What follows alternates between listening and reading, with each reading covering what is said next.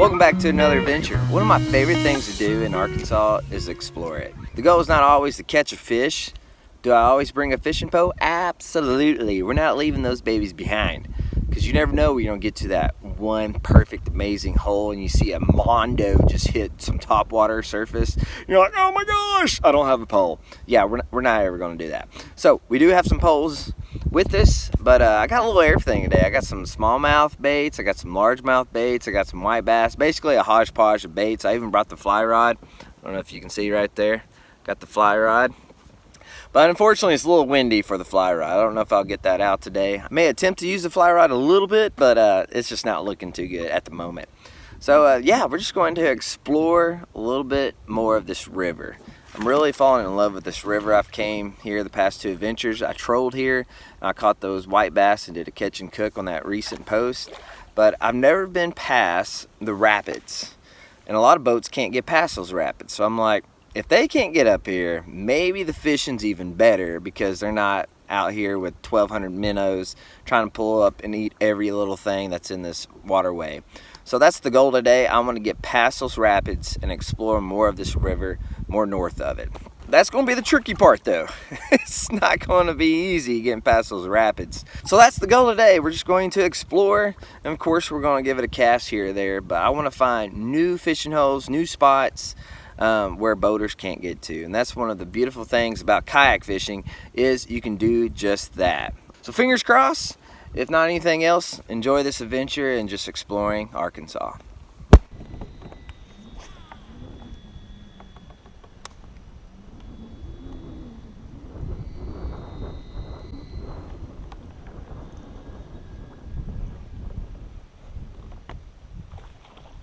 Fish on.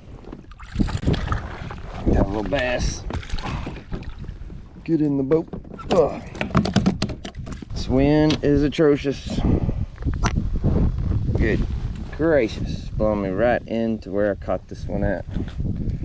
Okay, well, that's awesome.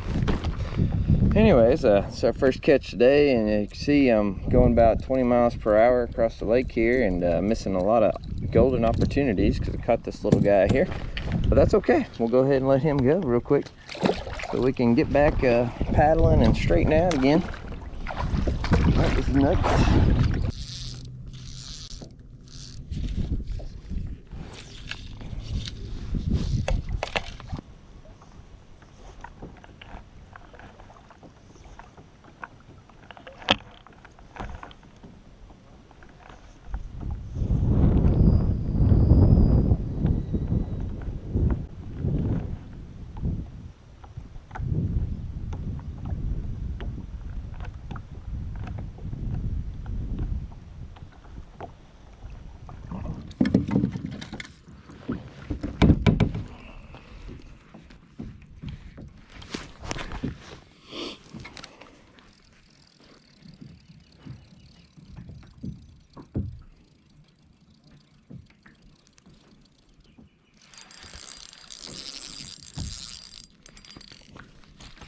Fish on.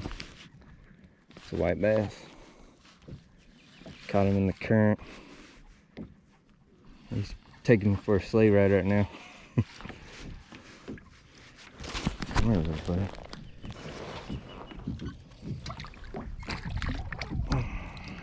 There's one in the boat. First fish standing up out of my kayak too. Pretty sweet.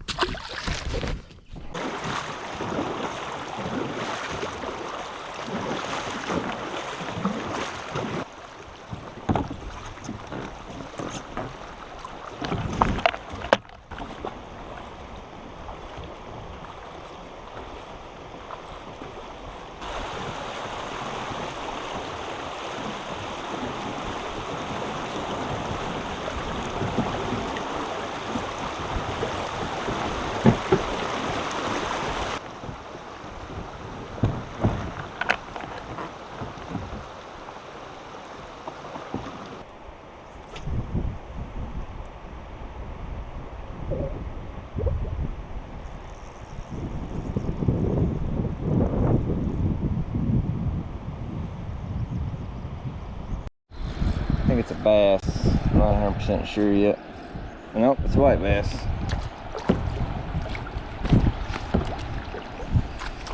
A little white. He smoked it. Oh yeah, look at that. Oh, he's about to hook me. He's about to hook me. That's not smart, Eric. Okay. He about got me good. Man, that's a healthy one here. That right there is why you bypass the boats and go to the next area. Oh yeah. Pretty exciting stuff here. Not a bad little white. Good keeper size. If I was keeping them today and eating them, I would go ahead and take that dude home, put him on the stringer. But unfortunately, I'm just out here fishing and enjoying myself. Caught him over here in the shallows, kind of where the current's swinging and starting where those rapids are. That's where he came from. See if there's any more over there.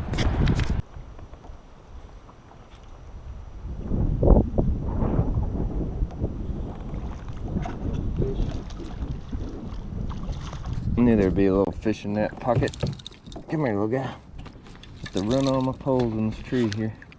I was hoping there'd be a little bigger one in there, but that's okay. Woo! He's about to get me. Let me get control of him real quick. Okay, just ran one pole into the tree. Little Kentucky bass. Little fella. All right. Casted it right towards that base of that tree over there. With all those roots. And as soon as it landed, I probably did one rotation of the reel and bam, he smoked it. That was pretty exciting.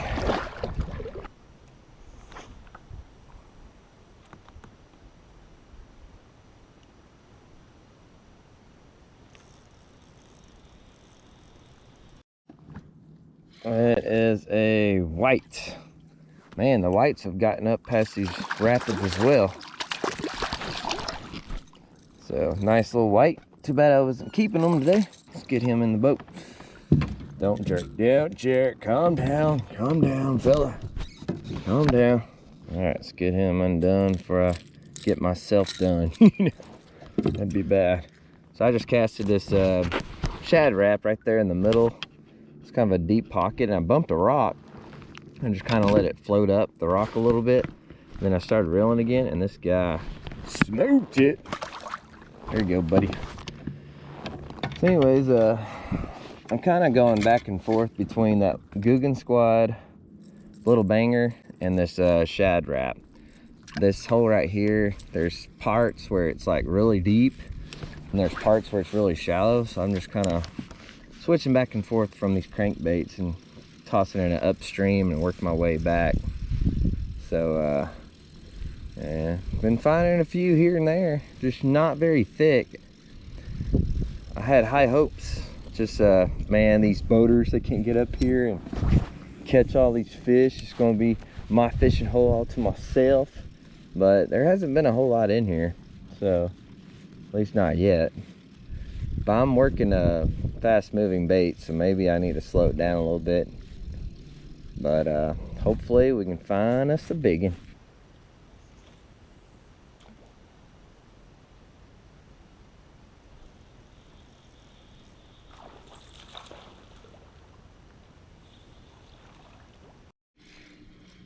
As soon as it hit the water over there, it hit it. Looks like another spotted bass. Yeah, a little bit healthier though. A little bit bigger. That's a little bigger. Not by much, but definitely an upgrade. He had a little fight in him.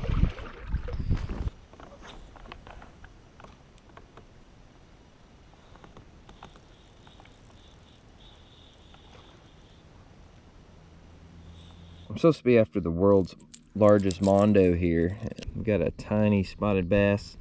Cute little fella, but go ahead and get grown, man. I'm still working this rock point over here and just picking it apart and catching a few spots here and there. That guy, we skied him in as soon as he hit the bait. Hopefully we can get a bigger one out of here. My bait's all jacked up.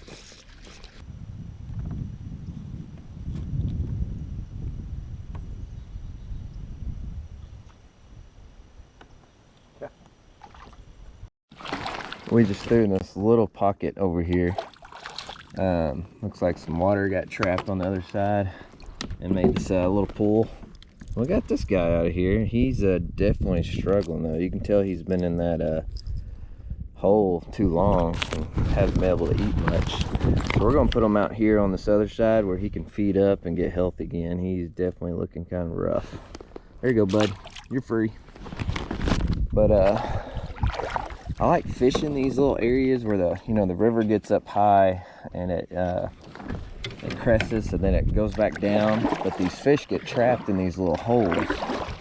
And that's what happened with that dude. He was trapped in that little hole over here. Okay, little time check. It is 6:52. So we got blitz. All right, we got probably a couple miles, 2 to 3 miles. I don't know. I wasn't keeping track of paddling, but luckily we got current on our side and it's downstream, of course. So we should make up that time pretty quickly and get back to the truck before it gets dark.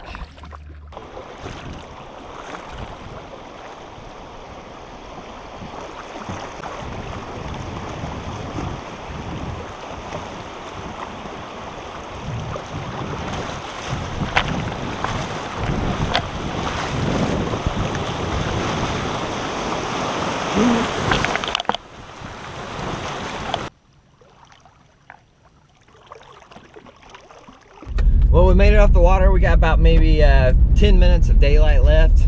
I was cutting it close. But we got in a lot of fish today. Unfortunately, we didn't find that mondo. I was hoping to find that massive 4 to 5 pounder fish in that big huge hole. I think he or she is still there. I just didn't have enough time to really drag the bottom and dissect that area. It was so huge. It's probably the size of a football field. It would take me probably 3 hours just to really dissect that area and try to find the big fish. But I did have one nice fish. It's probably a 2 pounder. Chased my crankbait all the way to my kayak, and as soon as I realized it, I kind of stopped my crankbait just for a second there, but I guess it picked up on my kayak or something and it spooked off. But it looked good. It was a nice one. But anyways, after I saw that one, I was like, there's big fish in this hole. But I just didn't hook up into one, unfortunately. Anyways, if you like this exploring trip and just trying to find a new honey hole and exploring new waters, let me know in the comments below. Hit that like button if you don't mind, and I hope to see you on the next adventure.